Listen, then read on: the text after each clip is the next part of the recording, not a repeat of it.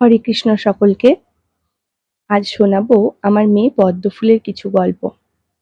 পদ্মফুলের জন্মের পর থেকেই আমাদের জীবনে যেন একটা চিন্তার ঝড় বয়ে যাচ্ছিল, জানেন? কারণ পদ্মফুল হওয়ার পর থেকে আমাকে ওকে দেখতে দেওয়া হয়নি। শুধু ওর বাবা ওকে সামনে থেকে দেখেছিল, আর বাকি যারা ছিলেন মানে আমার মা, বাবা, মাসিমণি, মেসোমশাই, তারা সবাই দূর থেকে দেখেছিলেন, কারণ ও ছিল আইসিইউতে।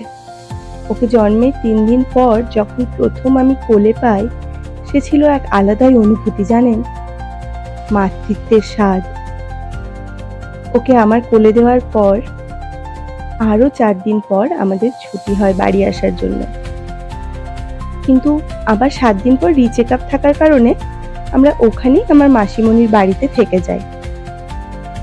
মাসিমণির বাড়িতে ওনার শাশুড়ি মা মানে ঠাম্মা আমাদের বরণ করে ঘরে তোলেন 2 তারিখ ঠিক সন্ধেবেলা গোধূলি লগ্নে।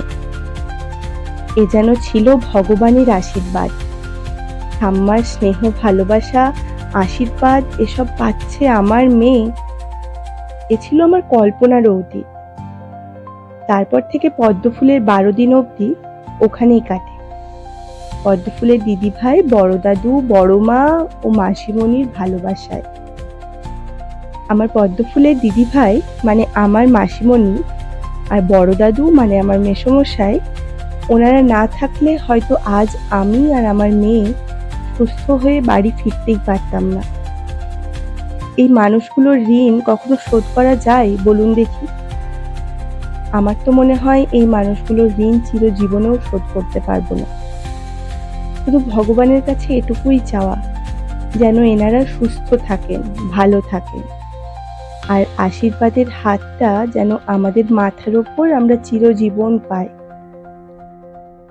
আজকে যে ছবিগুলো শেয়ার করলাম আপনাদের সাথে, তার প্রথম ছবিটি হচ্ছে পদ্মফুলের 6 দিন বয়সের, আমার কোলে পদ্মফুল, সাথে রয়েছে ওর বাবা মানে আমার পতিদেব।